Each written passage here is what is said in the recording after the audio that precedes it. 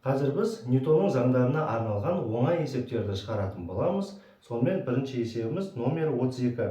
Егер доп 0,1 Ньютон күштің әсерінен 0,2 метр секунд квадрат үдеу алса, оның массасы қандай деп сұрап жатыр. Так, сонымен номері 32.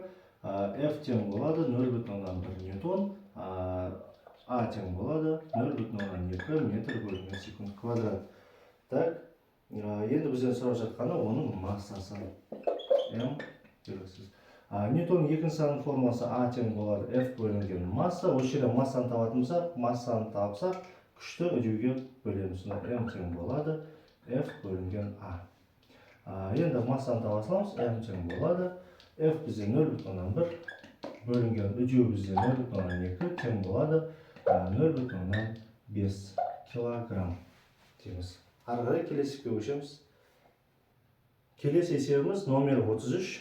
Массасы 60 килограмм жүргізуші 200 сантиметр секунд квадрат үдеумен қозғалған автомобиль орындығының арқасына қысатын күші қандай деп сұрап жатыр.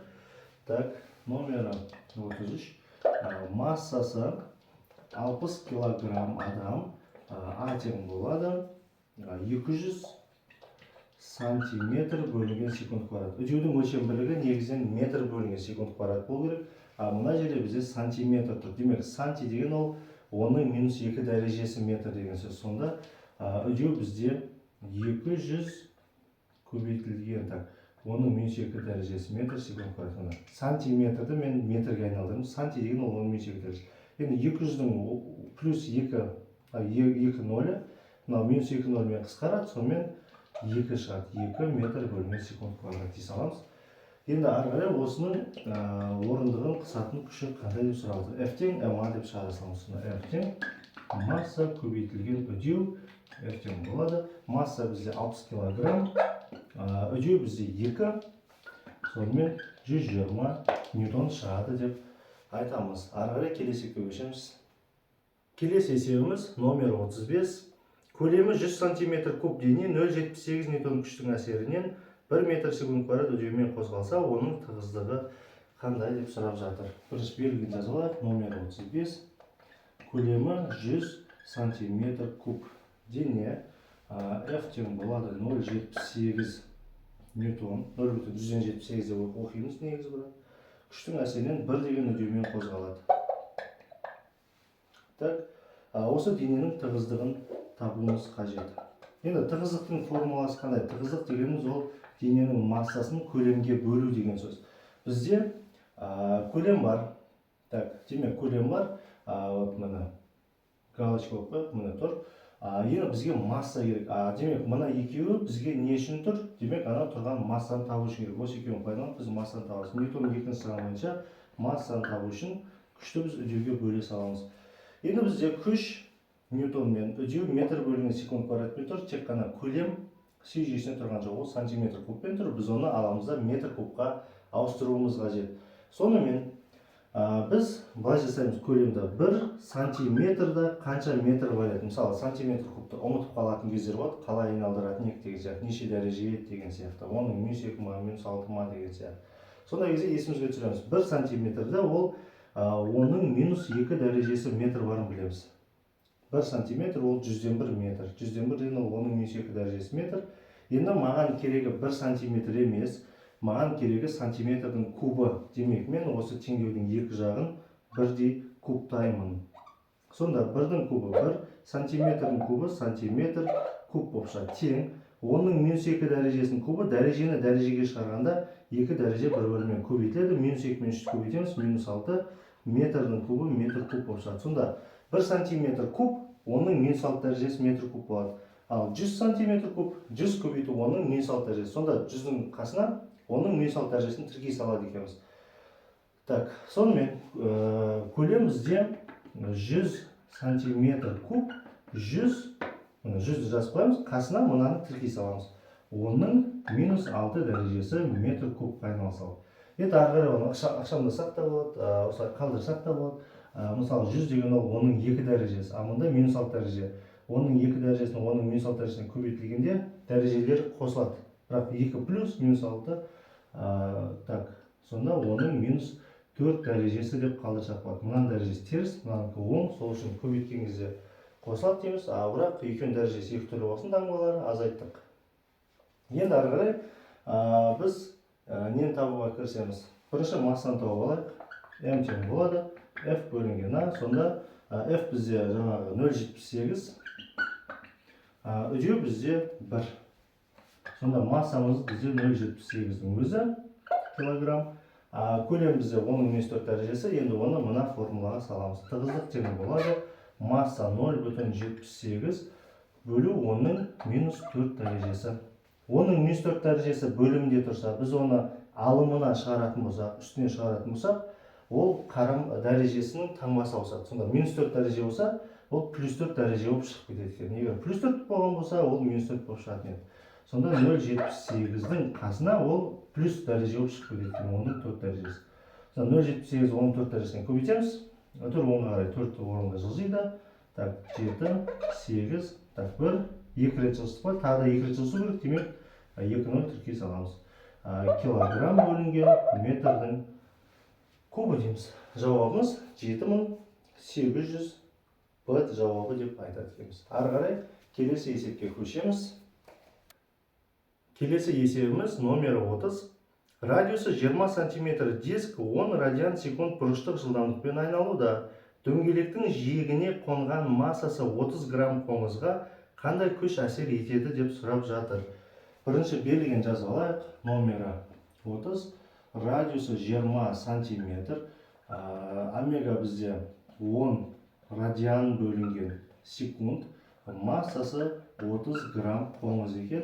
Осыған қандай күш әсер етеді деп сұрап жатыр. Енді біз берілген жазғаннан кейін сразу си жүйесіне айналдырып алайық. Радиус бізде 20 см еді. Ол бізде метрге айналдыратын болсақ 0,2 метр дейміз. Санти деген ол оның -2 дәрежесі. Түрі солары 2 рет жылжытады. 0,2. Омега радиан бөлінген секунд, бәрі өз орнында тұр. Масса бізде 30 грамм. Біз оны килограммға айналдырамыз. Грамм деген ол оның -3 дәрежесі. Килограммға айналдырғанда 1, 2, 3. 0,03 килограмм болып жасалады. Енді біз дөңгелекті сызамыз. Дөңгелектің радиусы мына жиегінде кішкентай қоңыз отыр. Массасы М кішкентай қоңыз отыр. Осы қоңыз дөңгелекте айналып жүрген кезде оған қандай күш әсер етеді? Кез келген дене шеңбер оймен айналған кезде оған центрден тепкіш күш әсер етеді. Денелер центрден тебілуге тырысады. Мысалы, кез келген нәрсені сендер айналдыруға тырыссаңдар, ол дене ары қарай кетуге тырысады. Центрден тебілуге тырысады. Сонда бұған F центрден тепкіш күш әсер етеді екен. Енді ол қоңыз ары ұшып кеткен жоқ, ол бірақ дөңгелектің жиегіне жабысып тұр ғой, аяқтарымен жақсылап ұстап тұр. Сонда аяқтары оны центрге қарай тартып ұстап тұрады екен. Сонда центрге тартқыш күш, центрге тепкіш күш екеуі бірден тең болады. Сөйтіп қоңыз әйтеуір қаншалықты ұстап тұра алады, соншалықты жабысып тұра алады. Егер ол дөңгелек қатты айналған сайын, егер аяқтарының күштері тепкіш күштен аз болып қалса, сол кезде бар қоңыз дөңгелектен ұшып кетеді екен. Пока біз осы центрден тепкіш күшті таба саламыз. Оның формуласы F центрден тепкіш тең болады М А центрден тепкіш болады. Центрден тепкіш үдеу, тартқыш үдеу екеуінің формуласы бірдей. Енді центрден тартқыш үдеудің қандай формулары бар? В квадрат бөлінген R бар тұғын.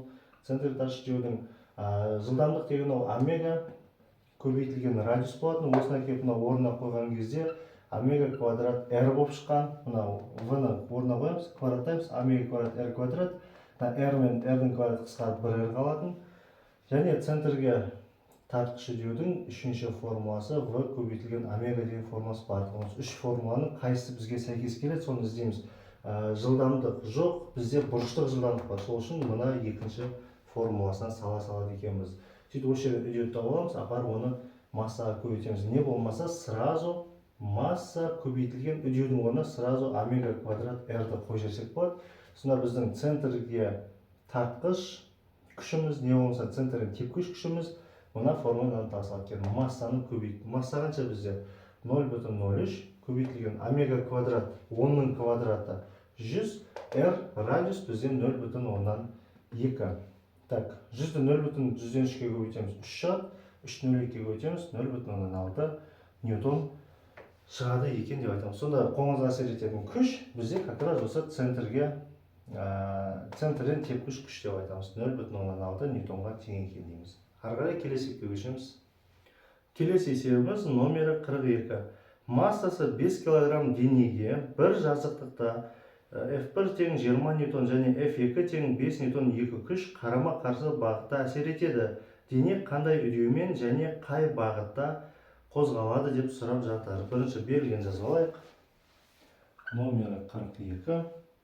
Массасы 5 кг денеге бірінші F1 күш әсер етеді, 20 ньютон, және екінші F2 5 ньютон күш әсер етеді.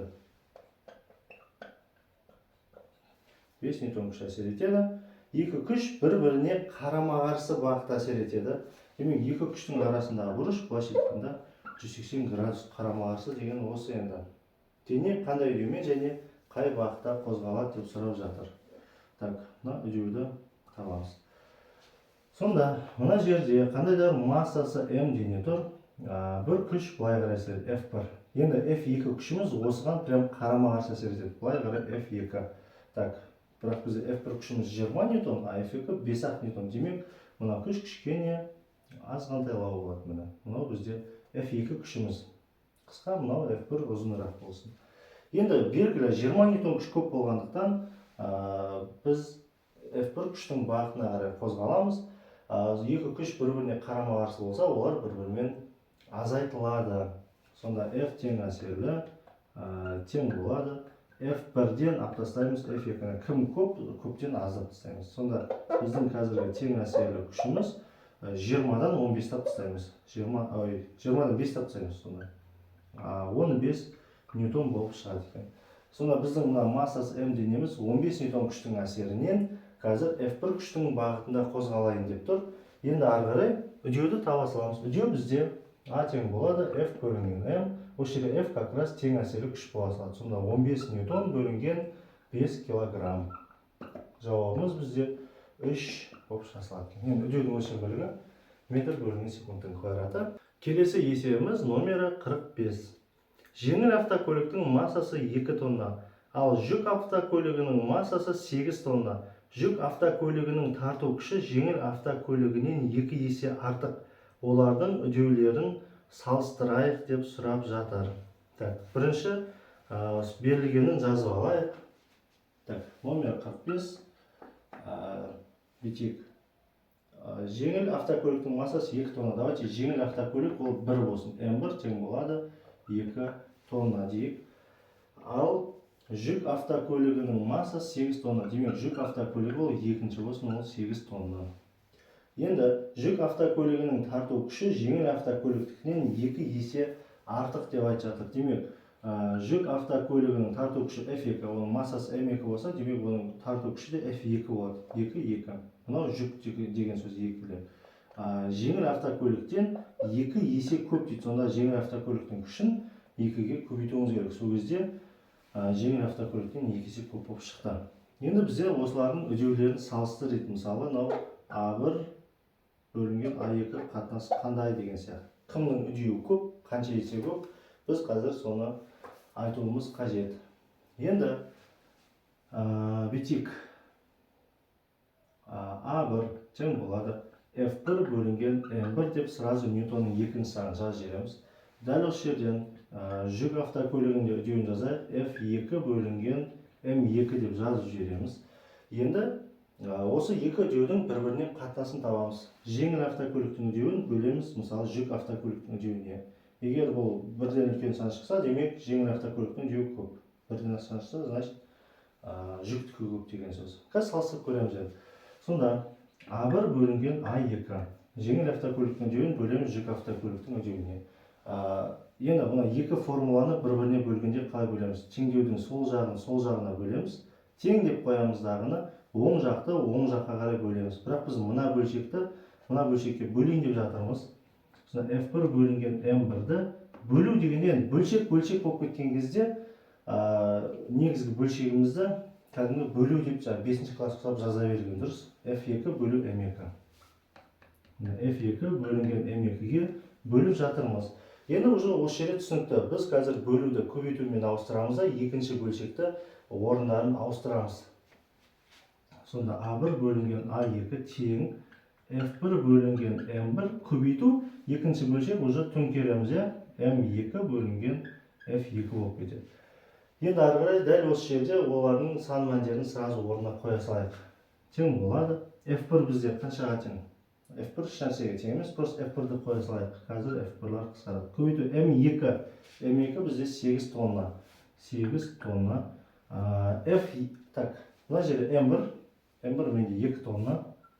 2 тонна көбейту F2 менде 2 F1-ге тең. Сол үшін F2-ның орнына мынаны кеп қоя саламын. 2 F1. Осы жерде қысқаратындарын қысқартамыз. F1 мен F1 кетеді. Тонна мен тонна да кетеді. Мына өлшем бөліктерде кетті. Үстінде 8 қалды. Астында 2 көбейту 2 4 қалды. Сонда бізде 8 бөлінген 4 тең 2 шықты. Сонда бізде мынандай ситуация A1 бөлінген A2 тең 2-ге. Осы жерден жеңіл автокөліктің үдеуін жүк автокөліктің үдеуіне бөлсек 2 деген сан шықты. Демек, жеңіл автокөліктің үдеуі жүк автокөлігіне қарағанда 2 есе көп болады екен деп айтамыз. Бітті. Ары қарай келесі екеуге көшеміз. Келесі есебіміз номері 46. Денеге 60 ньютон күш әсер еткенде оған 0,8 метр секунд квадрат үдеу берді. Осы денеге 2 метр секунд квадрат үдеу беретін күш қаншаға тең деп сұрап жатыр. Бірінші берілген жазып алайық. Номері 46. F күш бізде екеу, демек бірінші 60 ньютонды F1 деп белгілеп аламыз. 60 ньютон күш әсер еткен кезде денеге ол A1 тең болады 0,8 деген үдеумен қозғалған. Енді осы дене 2 деген үдеумен қозғалу үшін оған қандай күш керек? Демек, бұл жерде не айтып жатыр? Қандай да бір денеге күш әсер еткен, ол осындай үдеу алған. Және ол дене осындай үдеу алу үшін қандай күш керек? Демек, ол дене массасы тұрақты. Біз мына күшпен мына үдеу арқылы дененің массасын тауып аламыз. Апарып сол массаны үдеуге бөлсек, күшіміз жасалады. Сонда M тең болады F бөлінген A болатын. Сонда бірінші F1-ді A1-ге бөлсек, F1 бөлі A1 массаға тең болады. Және массаны былай жазсақ та болады, M тең болады F2 бөлінген A2 масса өзгермесе. Енді екеуі де сол бір масса, мына екі формуланы бір-бірімен теңестір жүруге де болады. Сол кезде пропорцияласақ та болады. Массаны тауып, сосын барып мында қойып отырғанша бірден теңестіре салсақ та болады.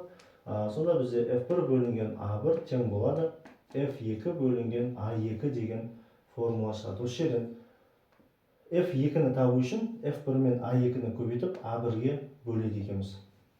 Бak крест на крест. F2 тең болады F1 көбейтілген A2 бөлінген A1. Сонда F1 бізде 60, A2 бізде 2, A1 бізде 0,8. 120-ны 0,8-ге бөлеміз, примерно 150 ньютон шығу керек. Осымен ары қарай келесі екеуге көшеміз. Келесі есебіміз номері 49. Массасы 1,5 кг дене X тең 2t плюс 0,4 t квадрат қозғалыс теңдеуімен қозғалады. Денеге әсер ететін күш қандай деп сұрап жатыр. Берген жазамыз. Номері 49. Массасы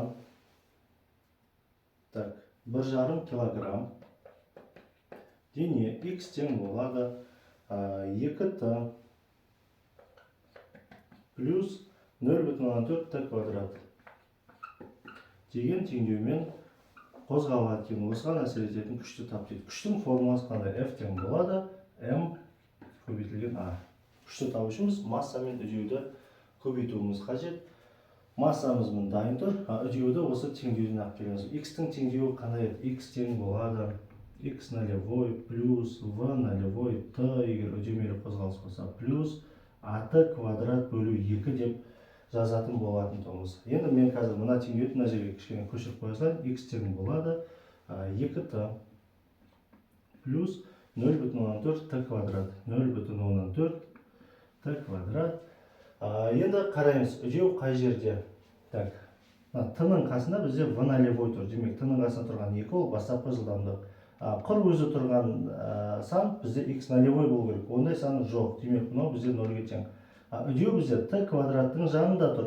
Сонда а t квадрат бөлу 2. Бірақ мына жерде бөлу 2-сі жоқ. Демек, біздің үдеуіміз t квадратымыз орнында тұр. Үдеуіміз мына бөлімде тұрған 2-мен қысқарған, содан қалған сан бізде 0,4 болып тұр. Сонда қай сан 2-мен қысқарса 0,4 қалады? Ол бізде 0,8. Сонда а тең болады 0,8 болған. Үдеу бізде мынадан тауып аламыз. Бөлу 2-міз жоқ. Демек, мына сан 2-мен қысқарып кеткен, сол кезде осы 0,4 қалған. Сонда бізде басына 0,8 болған. Үдеудің орнына 0,8 қоямыз. 0,8 t квадрат бөлу 2. 0,8-ді 2-ге бөлсек, ол 0,4 қалған. Сонда үдеу осы. Енді апарамыз күштің орнына қоя саламыз. Сонда F тең болады. Масса 1,5, 1,5 көбейту 0,8.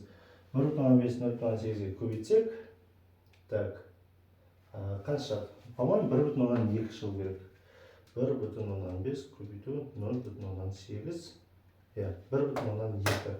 Сонда күш бізде 1,2 ньютонға тең деп айта салады екенбіз.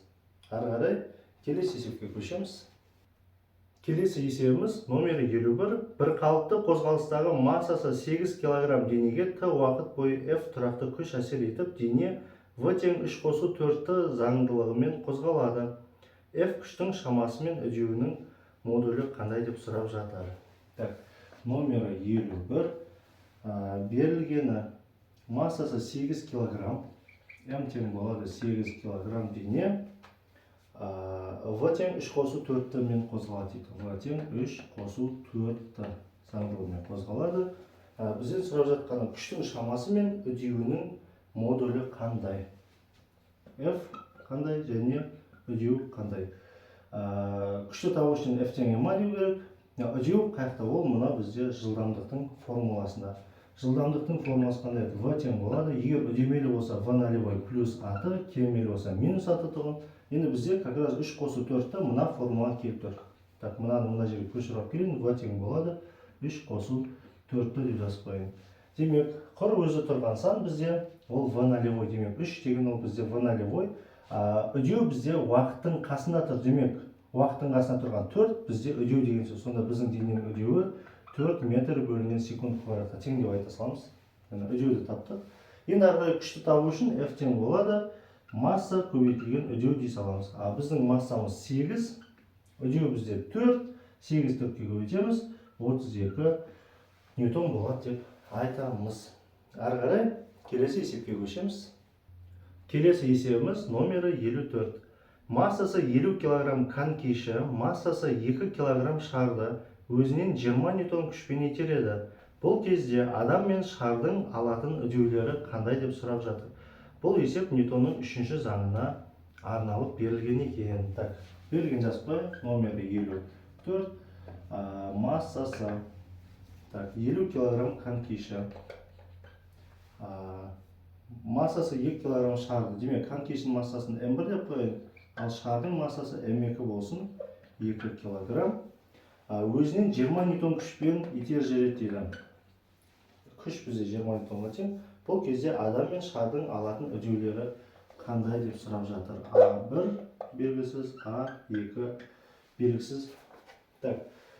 Сонда конкиші қолында шар тұр. Шарды алады, алға қарай итер жүрген кезде оған қандайда A деген үдеу береді, және өзі де артқа қарай қандайда үдеу алып қозғалады екен. Енді өте аз уақытта болады итер жүрген кезде, сол кезде қандайда жылдамдықпен ұшады ғой. Сол жылдамдығы бастапқы жылдамдығы 0.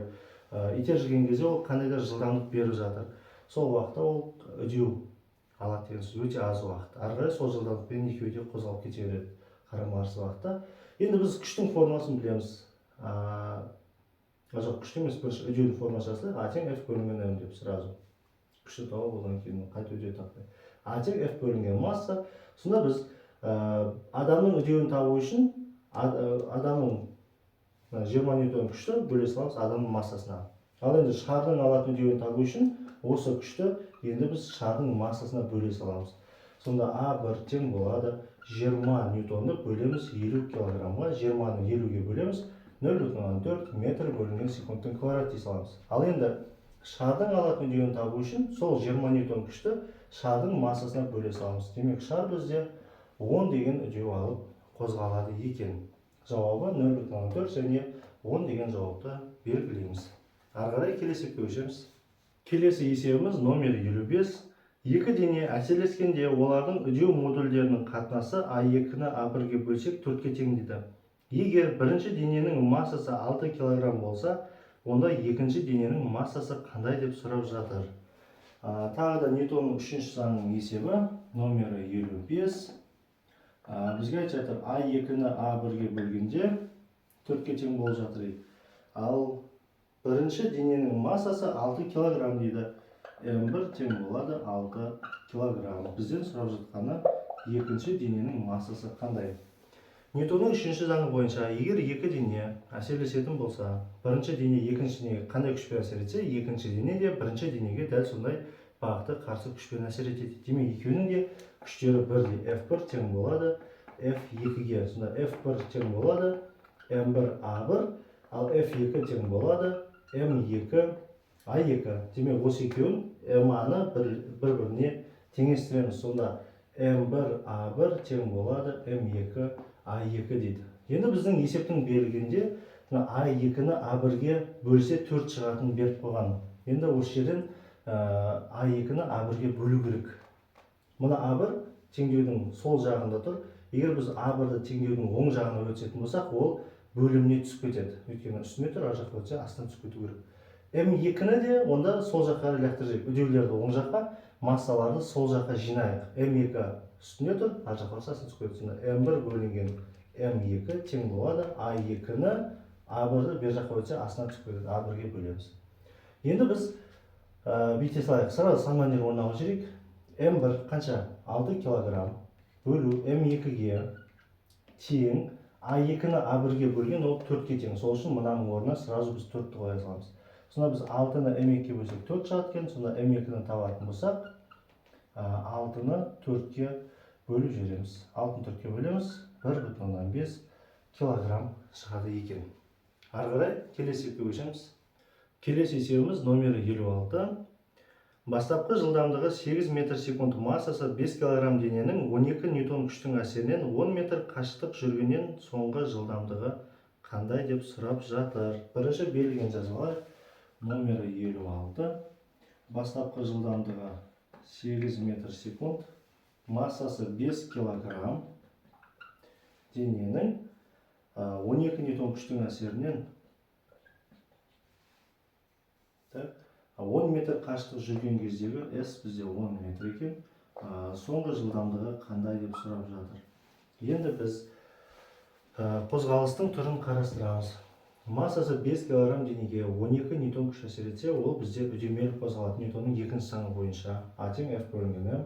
Енді үдемелі қозғалған дененің соңғы жылдамдығын табудың формуласы қандай? Бізде мынандай формула бар болатын. S тең болады. Жылдамдықтар тек қана үдеу, жылдамдық, жол бар кезде, уақыт берілген кезде v квадрат минус v нолевой квадрат бөлінген 2а деген формула болатын. Осы формуладан біз v-ны қорытып шығарған кезде v тең болады, 2а s-қа көбейтіледі, v нолевой ар жаққа плюс болып өтеді. Сонда квадраттан құтылушының түбірасын аламыз, v нолевой квадрат плюс 2ас деген формулаға салғанбыз. Осы жерде бізде v нолевой бар, s бар, тек қана үдеу жоқ. Үдеуді мына екеу арқылы тауып аламыз. Сонда а тең болады F бөлінген масса дейміз, үдеуді тауып аламыз. Күш бізде 12, масса бізде 5. 12-ні 5-ке бөлеміз, 5-тен 2, оны 2,4 метр бөлінген секундтың квадраты шығады. Үдеу табылды, енді апарып мына формуланы v-ны тауып аламыз. V тең болады v нолевой квадрат 8-дің квадраты плюс 2 үдеу 2,4 көбейтілген s бізде 10 метр тең 64 8-дің квадраты плюс бірінші қайсысын көбейтіп алған дұрыс? Бірінші 10 мен 2,4-ті көбейтіп алған дұрыс. 24-ті 2 көбейтеміз 48. 64-ке 48-ді қосамыз. 112. 60-ға 40 қосамыз. 112. Сенімді болу үшін калькулятормен қоса салайын ба? 48. 112. енді 112-ні мен түбірастан шығаруым керек. 112 бүтіндей шықпайды, қандай да бір бөлшек санынан шығады. 112-ні түбірастан шығарсам, жуықтап алғанда 10,58 почти 10,6 деп жуықтай салсам болады екен. Жауабымыз сонда бізде 10,6-ға тең болады екен. Ары қарай келесіге көшеміз. Келесі есебіміз номері 57. Массасы 5 кг снаряд 800 метр секунд жылдамдықпен ұзындығы 3,2 метр қару ұңғысынан ұшып шықты. Снарядқа берілетін қысым күшінің мәні қандай деп сұрап жатыр. Берілген жазып қояйық. Номері 57. Массасы 5 кг снаряд 800 метр секунд жылдамдықпен ұңғының ұзындығы 3,2 метр екен дейді. 800 метр секунд жылдамдықпен шыққан. Енді оған берілетін қысым күші қандай деп сұрап жатыр снарядқа F. Так, енді көз алдымызға кішкене елестетіп алайық. Мынау қандай да бір мылтықтың, не болмаса мынау зеңбіректің, снарядпен зеңбірекпен атамыз ғой. Сол кезде мынау зеңбірек, мына жерде снарядымыз тұр. Артында мысалы порох, баяғы орта ғасырлардағы біздің зеңбіректер. Массасы М снаряд тұр, артында порох, осы порохты біз тұтандырамыз, порох атылады, атылған кезде қандай да күшпен оқты алға қарай итереді, пушкамыз артқа қарай жылжиды. Сол кезде мынаған F деген күш әсер етеді. Бұл үдемелі қозғалып, басында жылдамдығы қандай еді? 0, тыныш тұрған. Уже порох атылған кезде қандай да күш әсер етеді. Бұны күш итеріп алып келе жатқаны үдетеді. Сол мына жерге жеткен кезде оның жылдамдығы уже 800 болып шыққан екен дейді. Енді осы күшті тап дейді. Күшті табудың формуласы бізде Ньютонның екінші заңы F тең ma. Біз массасын білеміз, үдеу тастап болды. Енді снаряд ұңғының ұзындығы 3,2 метр болса, демек мына оқтың үдемелі қозғалғанда жүрген жолы 3,2 метр болады. Осы жерден біз үдеудің формуласын білеміз. А тең болады v квадрат бөлінген 2s. Егер бастапқы жылдамдығы бар болғанда v квадрат минус v нолевой квадрат дейтін едік. Бірақ бастапқы жылдамдық бізде 0, сол үшін осы жерден біз үдеуді тауып аламыз, апарып мында қоя саламыз. Жылдамдық бізде 800-дің квадраты бөлінген 2 көбейту 3,2. Осы жерден біз қазір үдеуді есептеп жібереміз. 800 квадраттадық, оны бөлеміз 2-ге, оны бөлеміз 3,2-ге. Так, бізде қанша шықты? 100 мың шықты. 100 мың метр бөлінген секунд квадрат. Енді апарып оны мына үдеуге қойып жатырмыз. F тең болады. Масса бізде 5 көбейту үдеу 100 мың. Сонда бізде 500 мың ньютон күшпен әсер еткен деп айтамыз. Так.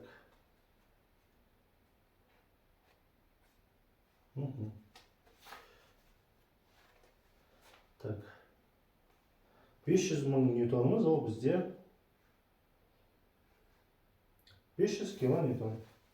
Тең болады. 500 килоньютон. Так, ары қарай келесіге көшеміз. Келесі есебіміз номер 58. Бастапқы тыныштықта тұрған массасы 1 кг денеге 2 ньютон күш 3 секунд бойына әсер етсе, дене қанша жол жүреді деп сұрап жатыр. Так, номер 58. Так, массасы бізде 1 кг дене. Бастапқыда ол тыныштықта тұрған, демек оның бастапқы жылдамдығы просто 0-ге тең. Осыған 2 ньютон күш 3 секунд бойы әсер еткен дейді. Демек ол қанша жол жүрген деп сұрап жатыр. Енді біз жүрген жолды қалай табамыз? Демек, жүрген жолды табу үшін дене қалай қозғалды соны табу керек. Ол бір қалыпты ма, үдемелі ма, кемелі ма?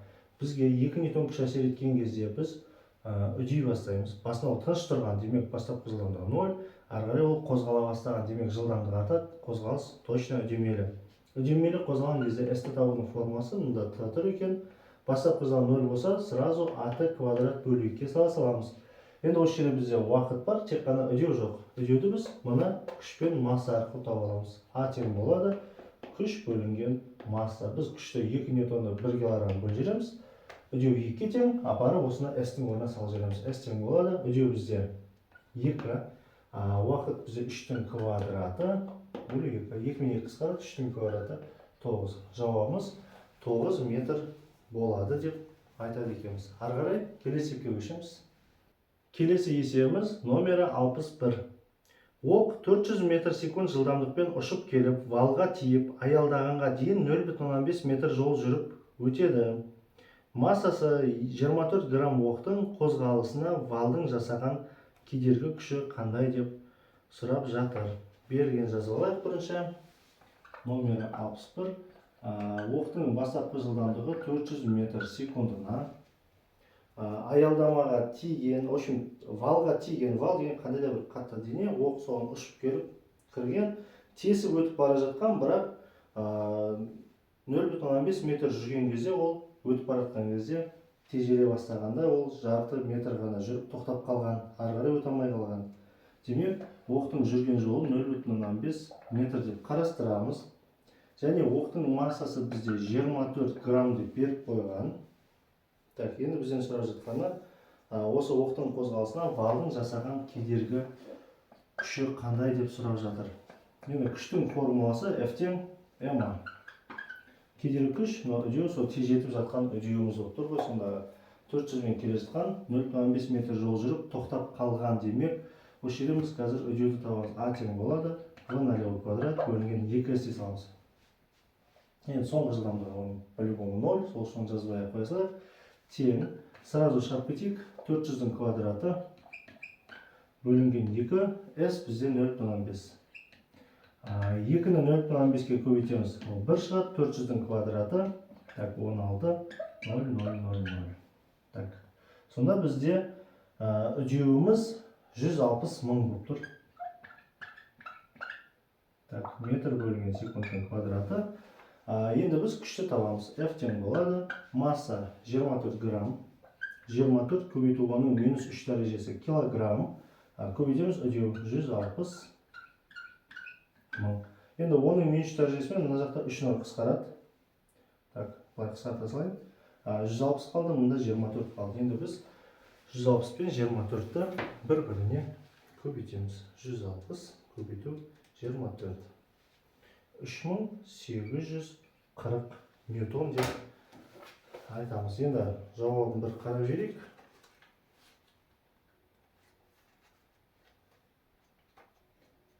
Так, номері 61. 3840 ньютон. Оны бұл жақта килоньютон беріп қойды. Сонда 3,84 килоньютон деп айтады екенбіз. Осымен біздің ньютонның заңдарына арналған оңай жеңіл есептеріміз аяқталды.